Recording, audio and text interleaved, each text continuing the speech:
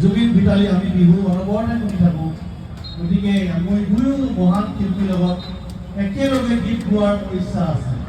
তুমি মোক সহায় কৰিব পাৰিবানে? এতিয়া বেদান্ত কৈছে ঠিক আছে মই বন্ধু পাৰি এদিন ওলাবা গুৱাহাটীলৈ যাম, আমি দুয়ো জোনালী ষ্টুডিঅ'ত লগ হ'ম। আমি গ'লোঁ দুয়ো জোনালী ষ্টুডিঅ'। তাৰপাছত ই বেচে এচি ৰুমত সোমোৱাই লৈ গ'ল, য'ত জুবিন দাই গীত পৰিৱেশন কৰে।